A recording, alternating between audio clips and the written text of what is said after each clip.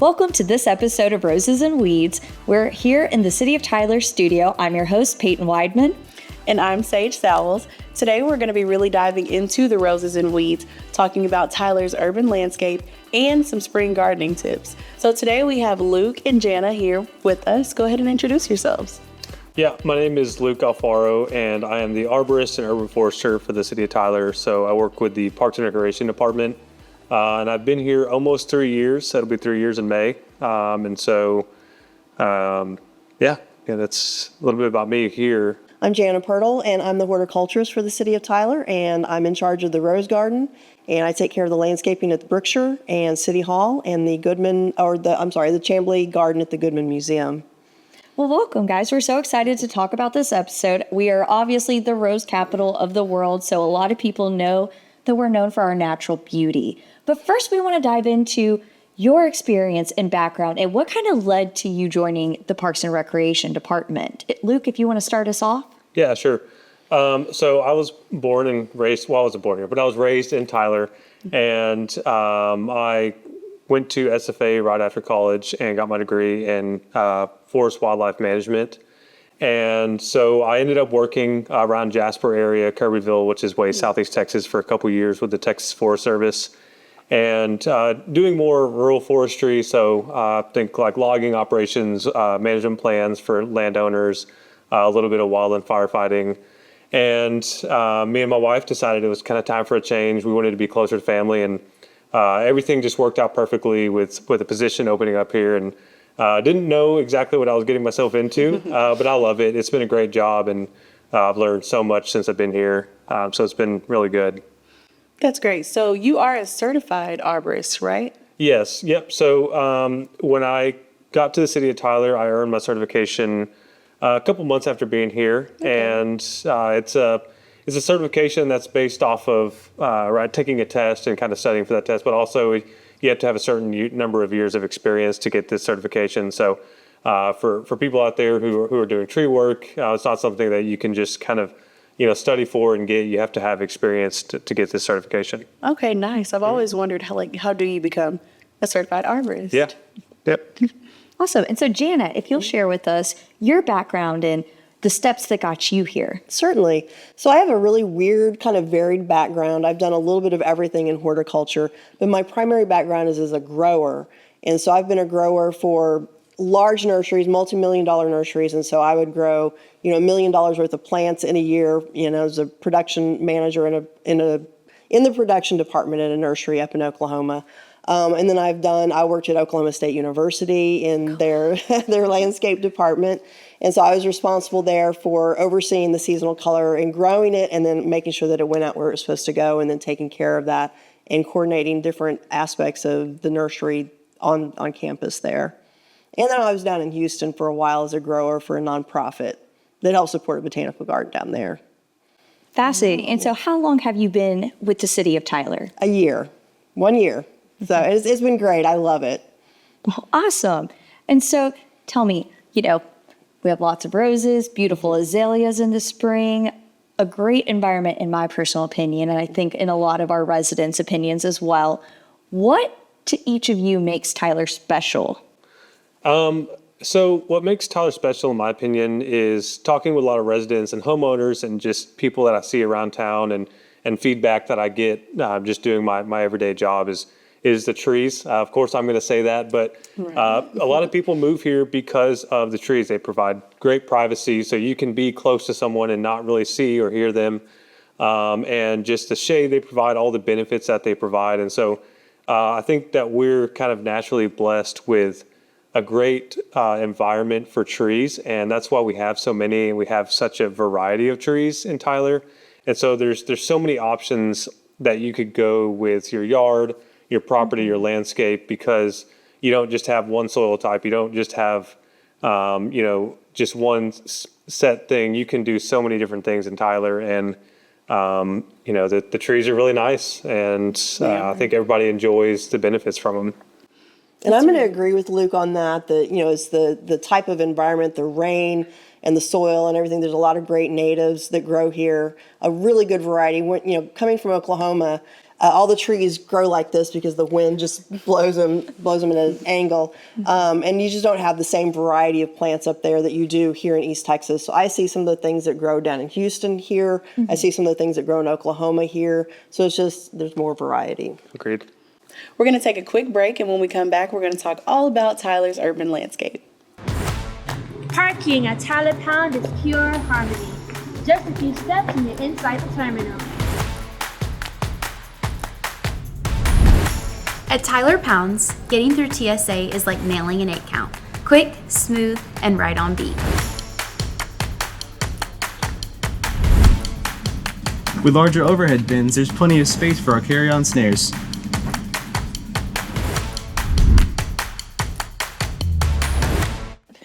Let's dive right back into roses and weeds. So in Tyler, I feel like we have the best of both worlds. You've got areas that are urban, built up and growing, and then we've got areas that have hundreds of trees. So that's an interesting combination to me. So what is our urban landscape really like in Tyler currently? Yeah, so like you said, we have a very mixed environment in Tyler. The further south you get, well, even, Midtown, we have a lot of areas that are already developed and being developed, and lots of buildings and parking lots and things like that.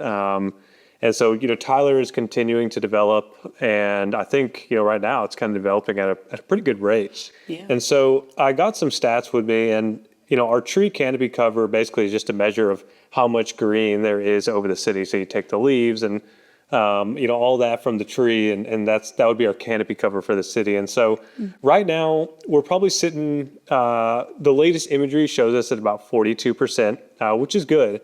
And so this is down from 2022, which was about 44.8%, so around 45%. So you can see that was from 2016. And so from 2016, we were at 45% roughly, and now we're at 42%, which again is normal as cities develop, right? Some trees have to go. And so that was as of 2022 data. Lots of development within the last 4 years, for sure. We've had a couple really bad storms, ice storms, been some mortality from that in the trees. We had a really bad windstorm in 24. Yes, that was crazy. There was trees everywhere. And so we've definitely lost some trees. So you could realistically look at our tree canopy cover to be at about that 39 to 40% somewhere right now, which is still a respectable number. And so, that brings me kind of to my next point, is that we're expanding. And, as buildings continue to be built and parking lots, that number is going to continue to shrink, which is normal for a city that's growing. And so this kind of brings to the point that trees are in Tyler. We're plentiful in trees. We talked about this earlier, that we have a great environment for growing trees, for growing roses, for growing all the different things. And one thing that can happen is, sometimes cities have a lot of trees, and it's easy to say, oh, we have plenty of trees. And sometimes it's like, by the time they're kind of all gone from development and just from natural causes, and maybe just, as you remove 3 trees, you only plant one back. And because, maybe you just don't have the room in your yard, that number is going to continue to shrink. And so, that's something that we could be cautious of, is, hey, that as Tyler grows, we want to make sure that we kind of get ahead of this curve and maybe try and slow it down a little bit and get trees back in our environment. Right. So in that vein, how does long-range planning guide that? I know right now we're going through the Tyler Tomorrow Comprehensive Plan update, and we've heard a lot of feedback from people that what they really are concerned about right now is trees. So you said it perfect. The Tyler Tomorrow Comprehensive Plan is, it's in the final steps, right? Pretty much all the feedback has been gathered from the community and from leaders and things like that. And for anyone that doesn't know, it's basically a 10 to 20 year roadmap for the city. And a key highlight, this is straight from our website, straight from the plan, is preservation of natural resources, which includes tree canopy, water preservation and availability. And so that's what people have said. They want to see these trees in their yard, in the city, lining the streets. And so people, I think, feel that it's really important, and for good reason.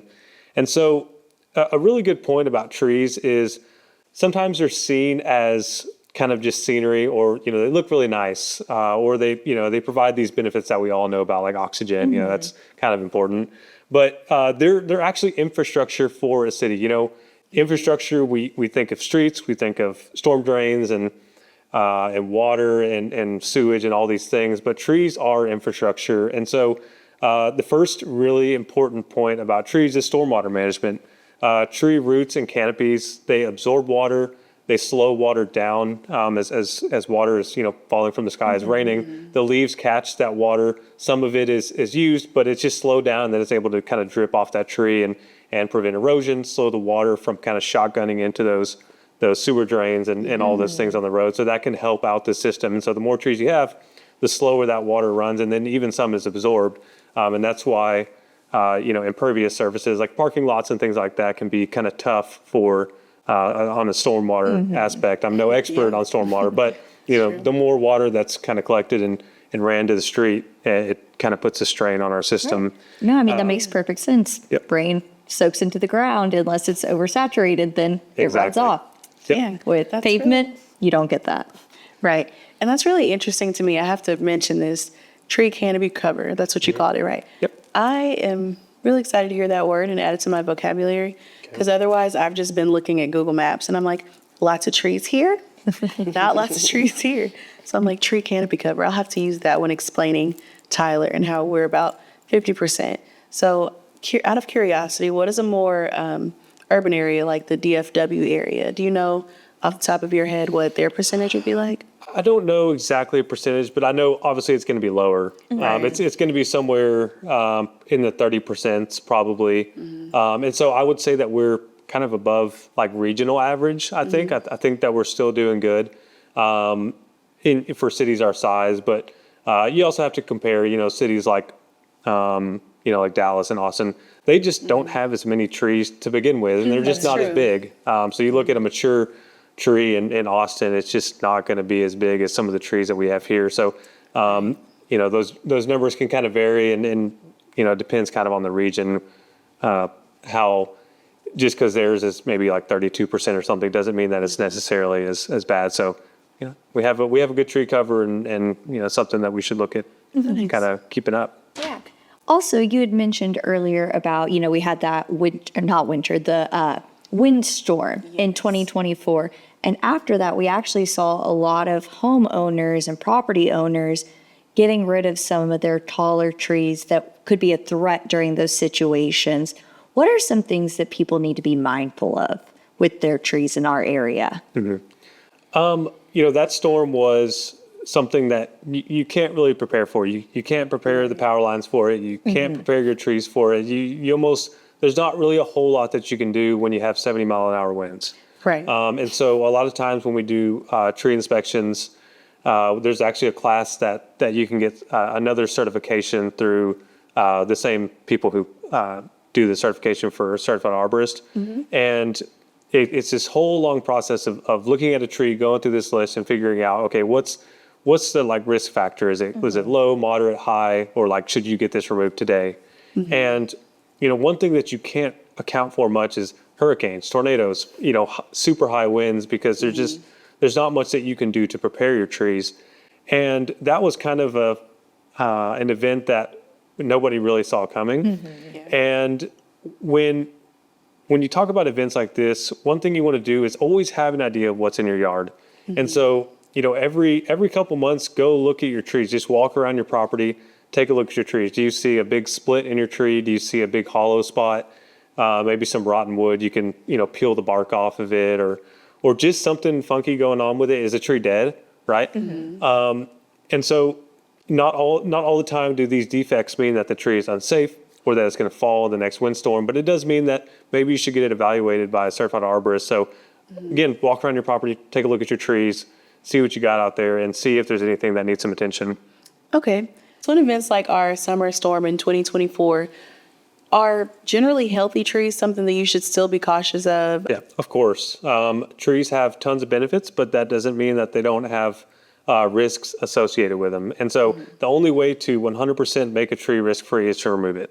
And so that's not what we want. Sometimes you have to assume some risk. You get in your car and drive somewhere, you're assuming a risk by driving your car. Right. And so there's a couple things that you can do to help protect yourself.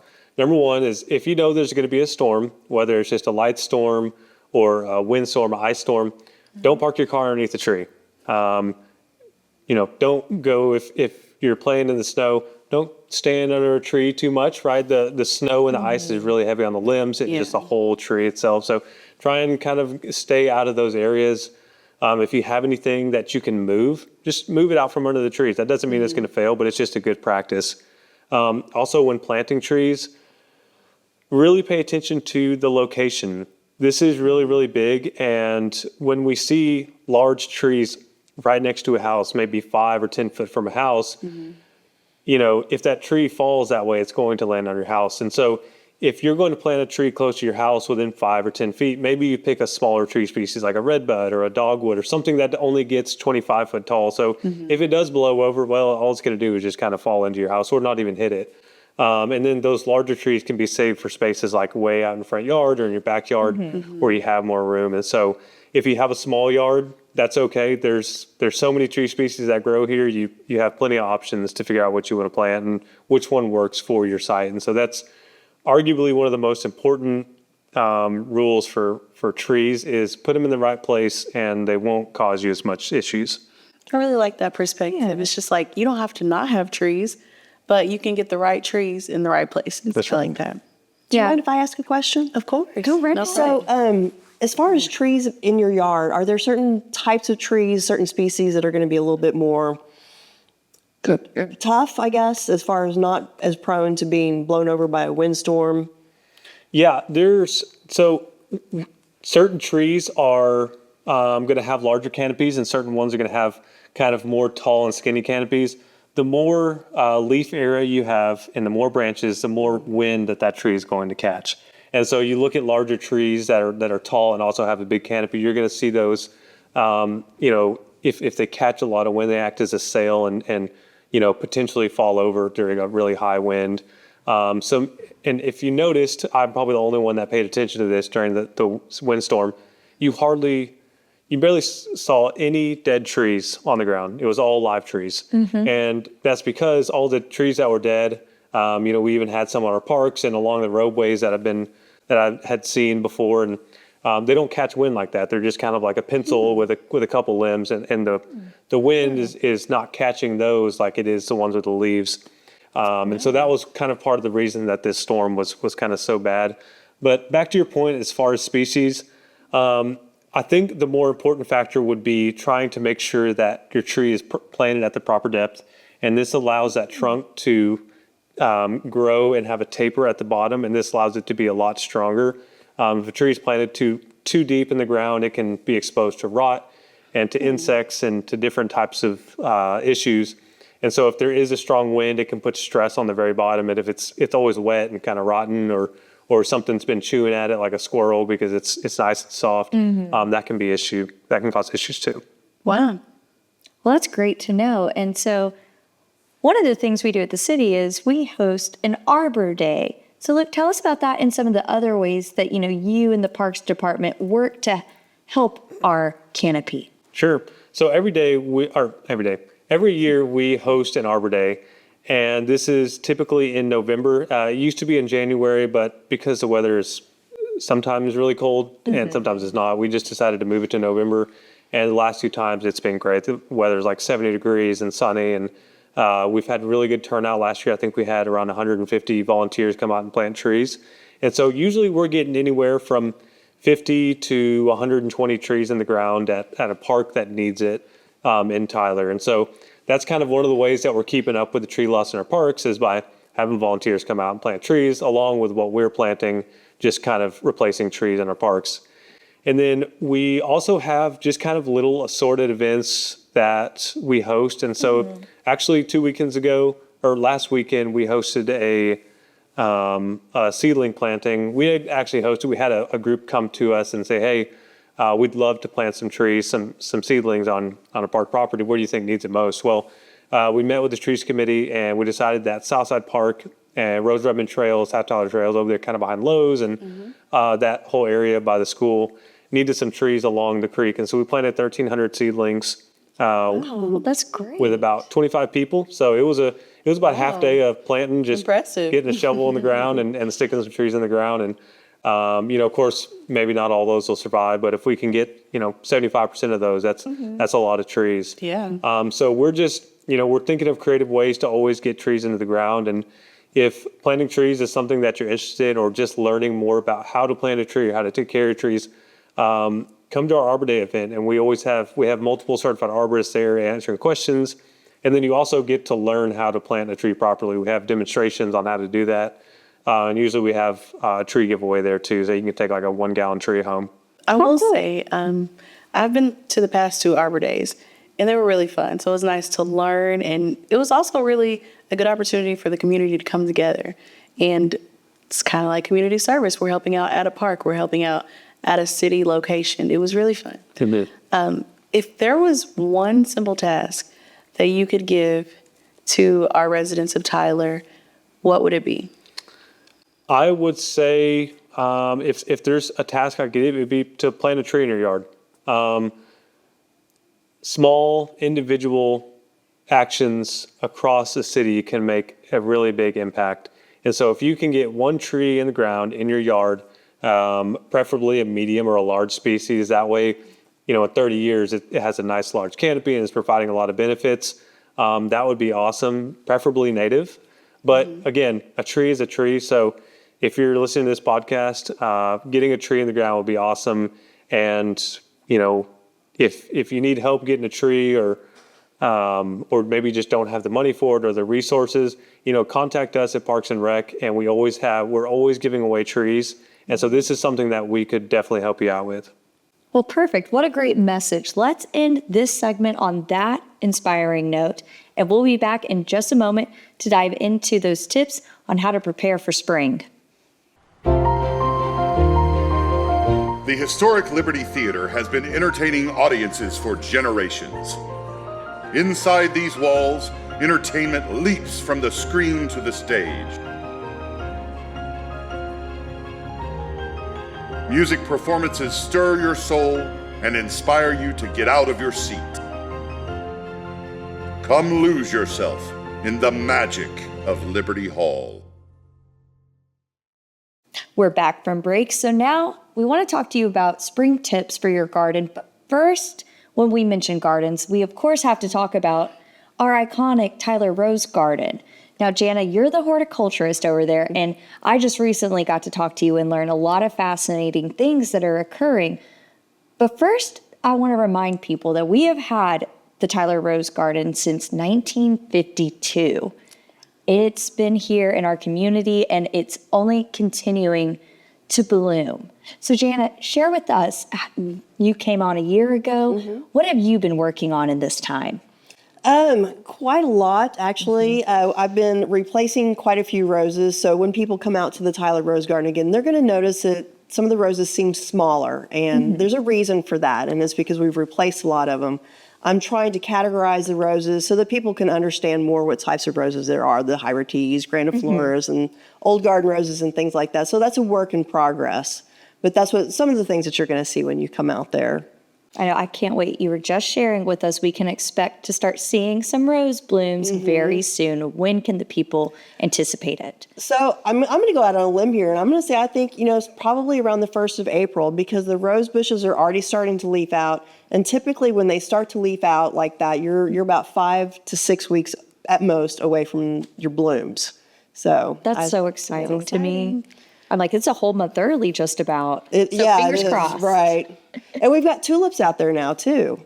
Yes, we saw a photo so from them pretty. last week. Yeah. Yes. So don't worry about the season. Go out to the Tyler Rose Garden. Right. So you mentioned that when things bloom, hopefully in early April, we'll have so much to see. Now, you mentioned that we've got a variety of roses. Will we be able to tell the difference between those? And what is the difference? Because honestly, I didn't know there were so many. Right. Well, that is a work in progress. And so Aaron Garner and I are both working on getting signage up. And so we hope to have that up probably by the middle of summer. And so you'll be able to go out there and know every single rose, if it's a hybrid tea or a grandiflora. And there's some really kind of unique differences between the different types. And it's just about how they grow. So hybrid teas, typically the roses come out on a single stem. And so it's just one flower at the end of the stem. A grandiflora is a hybrid between a hybrid tea and a floribunda, and a floribundas have multiple roses on the end of the stem. Okay. And so that's just one of the differences, and there's a lot. And one fascinating thing that I recently learned from you is that we do trials of roses to find out what will work best here locally. And it's free. Yes. Share about that. Okay, so it's actually a national trial, and it goes on in multiple rose gardens across the United States, and we're a participant in it. And so they send out these roses. They're not named, at least when we get them. They come with a number on them, and then we track them by that number, and we submit a report 3 times a year, spring, summer, and fall, as to how they're performing. And then they take those regional results, and then they pick the roses for each region that did well in the trials. Wow, that's really interesting, and I'm excited to hear that. And I understand that in the rose garden now we have more than just roses. Could you tell us a little bit about the tropical beds? Sure, yeah. So we designed some tropical beds. They're very large. Each bed, there's 6 of them, and each bed is 15 foot by 30 foot long. Or no, I apologize, 12 foot by 30 foot long. Okay. And there's 6 of them lined up. We're going to be putting plants in there that typically either look tropical or are tropical, and so some of them will have to be removed at the end of the season to go back into our greenhouse. But one of the plants that we have in the center of each bed is called a Skinner's Hardy Banana Shrub. It's a type of magnolia, and it actually produces these little tiny magnolia flowers, and when it's hot outside and you walk by, I kid you not, it smells just like banana taffy. Oh, wow. Just like banana taffy. All right, I know where I'm going. Right. Whenever the summertime comes. Yeah. I need to stop and smell the roses. You can smell more. I will be smelling more than just the roses, exactly. So, and those beds were each constructed with pavers from the Mayfair that they had pulled up. So we've got a little bit of history in there as well. Look at We that. love to recycle. Yes. We love to repurpose. Yep. Awesome. And so we've talked a bit about the rose garden, but we really want to dive in to some spring tips for people. Okay. The weather's already starting to warm up.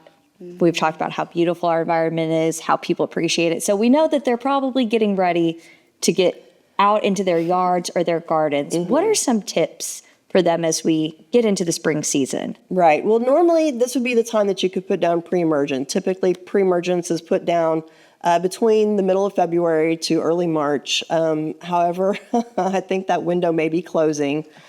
We haven't even gotten that finished in the rose garden, and we're still going to put it down. You can still put it down.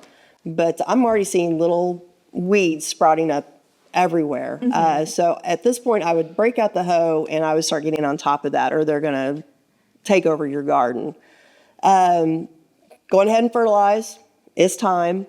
So the average last date of frost for Tyler is March 15th. Looking at the 2-week forecast, the lows are in the 50s. So I think we're good. I don't think we're going to have another frost. Anything can happen. But you're probably safe putting out the warmer season annuals and vegetable plants and things like that at this point. If you're someone like me who really doesn't know where to start and what to put out, what are the plants that really thrive in our area? Oh, there's a lot of plants that will do well here because of the amount of rain that we get. And we do get hot, but there are a lot of annuals and perennials that really tolerate the heat. Just right off the top of my head, a couple of annuals that are going to do really well here. And they're actually frost tolerant as well. There's a few varieties of petunia. Bubblegum pink petunia is a great variety of petunia. I had that planted out in the rose garden last year. It got 4 foot wide, about a foot tall, was covered in pink flowers all summer. Another one is the Laura Bush petunia. And it's a Texas superstar. Again, it does well with a little bit of frost, and it can also tolerate the heat and blooms all summer, so that's a good one. Okay. Ornamental sweet potato, angelonia, vinca. Vinca you have to be a little bit careful with around here. It would do well in a pot, but because we get so much rain, if you put it in the ground, you could be looking at some fungal issues with vinca.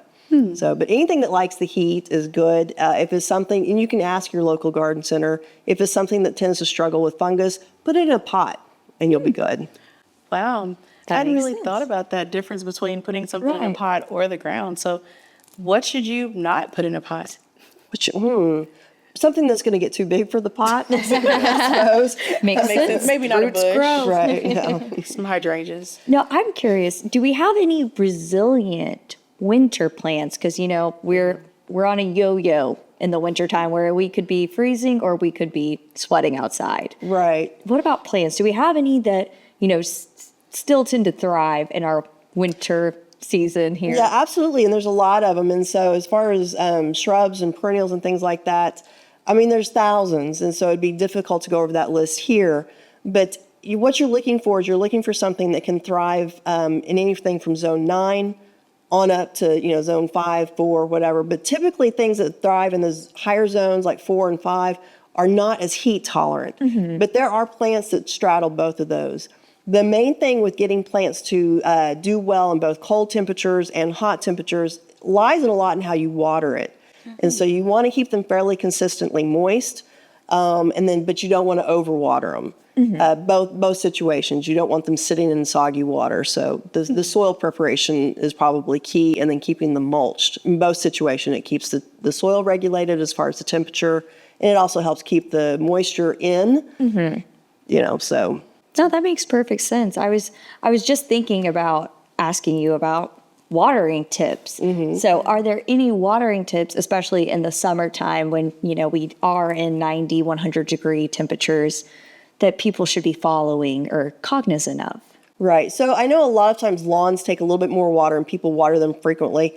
But if you've got your irrigation that's watering your lawn and your beds, you might want to take a look at that, because oftentimes your shrubs and perennials and annuals would prefer to get a deeper watering less frequently than your lawn would. But really and truly, I think your lawn would do better with a deeper watering too. A lot of people prefer to water it more frequently, but that's just my philosophy on a lot of different plants, is to water it less frequently, but water it deeply when you do.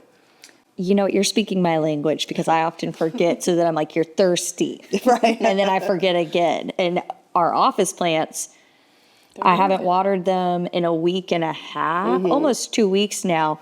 And it's because I forgot last week. And when I came back this Monday, they're thriving. They're still thriving. So I'm like, y'all aren't thirsty. We're going to see how long this lasts. Yeah. So yes, absolutely. you. There's nothing You're wrong with a feeding good into old this. finger test. Stick your finger in the soil, and that applies to your indoor plants as well as outside. Even if it looks dry or looks wet, stick your finger in there, because that's the best way to tell. Okay, so if you really want your plants to thrive, what I've heard, because I don't know and I don't really have a green thumb, is that you should use fertilizer. How do you know which one? How do you know when to use it? How much? Tell us about that. So it kind of depends on what you're feeding. And there's fertilizers that are designed for different types of things. You've got lawn fertilizers, you've got organic fertilizers that you can put on your roses. You've got like powder fertilizers they're called liquid soluble fertilizers that you can put for your house plants, or things that need a quick feed. So there's just different situations. And then also what you want to pay attention to, and I'm going to get really technical, are the 3 numbers on the fertilizer. So the first number is the nitrogen, and help me out here. The second number is the phosphorus. phosphorus. And then the third one is Potassium, right. And so the first number is for the leaves. That's what promotes that green growth. The second number is for the blooms and the roots. And then the third one is just for the roots primarily, isn't it? It's kind of like a... Yeah, because early fertilizer, so when you put out pre-emergent, it's usually like 006. Right. And that 6 is basically for root health, so it can, especially for grasses, to kind of get those roots growing in the spring, and then so when it's summertime, the roots are kind of nice and healthy. Yeah, my turf knowledge is very, very basic. Me too. So there's different types of fertilizers for different situations, and really you're going to have to go into the store and maybe ask a few questions or read a few labels. But you'll figure it out when you go in there, because a lot of them are labeled for azaleas, for roses, and so it's not that difficult. Okay. Yes, and water soluble is probably the easiest way to go for most beginners. Well, perfect. Great to know. And then mentioned it just a little bit ago, but indoor plants. So what are some tips for people to help take care of those indoor plants? Okay. Well, I think the first tip that I would offer is that most indoor plants require a lot more light than people realize. So even the plants that they say, can take a lot of shade, when they're outside, that shade is under a tree cover, a lot of tree cover, but there's still a lot of light filtering in through there. As far as light goes, maybe not a south or west facing window if it's considered a low light plant, but get it close to a window, a north facing or east facing window. They really don't like fluorescent lights. I see a lot of people putting houseplants in with fluorescent lights, and after a while they are going to deteriorate and go down. There's a few like ZZ plant. If you've heard of ZZ plant, now they've got one that's called a black ZZ plant. It's gorgeous. It's a deep purple color. I love it. I've got one. Sansevieria or snake plant is another good one that will do well in those low light conditions. That makes a lot of sense because I have a palm tree and a south-facing window under fluorescent lights. And we are struggling spider with it. With spider mites. So maybe that's those palm trees, they're prone to those spider mites. That's probably they probably came in with this. Probably nothing you did. Maybe so. I'll just have to start over and get a new one. I would recommend that. Yeah, spider mites are hard. Yeah, they've taken over it. I'm going to take personal offense to this, though, as the person that waters all of our office plants. It's going to feel like I'm the reason that this plant is not thriving. That's why you was the spider mites. It's the spider mites, that's right. So I'm going to ask you about how you do water your indoor plants. Do you have a saucer under them and you water it until there's water in the saucer, or? Some of them do, not all of them, though. So the ones that have the saucer, I've been doing some of them for nearly 5 years now. They're watering, so I just count. Right. I have a little metronome going in my head. I'm like, 1, 2, 3, 4, 1, 2. You're done. Right. And then for the others that do have, the hole at the bottom and I can see the accumulation, I try to taper off once I see a little bit start leaking under. I'm like, as soon as I see that, we're done, because you're no longer soaking and absorbing its excess. Right, exactly. And it's a good idea to periodically take it to the sink or the shower and run water through it until it completely runs out the bottom. It's also a good idea to use distilled water periodically to do the same thing. They're so that all you distilled. don't get, there you go. So you don't get salt buildup. If you do use just distilled water, you want to make sure that you do add a little bit of fertilizer to it. And most houseplants like a really light feeding every single time you water them. This is great to know. Noted. So we've talked about all the things you can do, how you can help, but how can the people get involved? So on my end, we have a Tyler Trees Committee, and we typically meet every other month. And so we met in February, so we're probably going to meet in March, our next meeting, and then just kind of roll on from there. Not March. We're going to meet in April for our next meeting. And so if you're interested in kind of getting involved and being with a group of people who like to talk trees, but also come up with plans to get more trees in Tyler and strategies and things like that, and just kind of be in the know about that kind of stuff, you can call the Tyler Parks and Rec office. You can email me, which islalfaro@tylertexas.com. Or you can just come up to our office and chat with me, and we can figure out how to get you involved.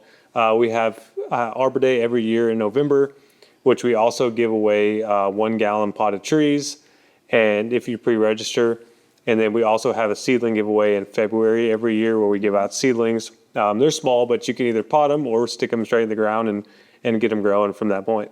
Awesome. Thank you, Luke. And then Jana, tell us, what are the Rose Garden hours and why should people come and visit this? Well, not this time of year, all times of the year. Right. So our hours are from dawn to dusk. The Rose Garden Center itself is open from 8 to 5. But you can come in, through the garden gate to go visit the Rose Garden, and we welcome you to come visit the Rose Garden. There's been a lot of changes. If you want to get involved with the Rose Garden, we would love to have volunteers. That's not a real big thing that we have going, and I know my crew would welcome you with open arms because there's so much going on, but we would love to see you out there. Well, awesome. Well, thank you both so much for your time and for getting into the roses and the weeds for us today. So we really appreciate you. Thank you for joining us for this episode of Roses and Weeds. If you have ideas, please give us an email at publicrelations@tylertexas.com.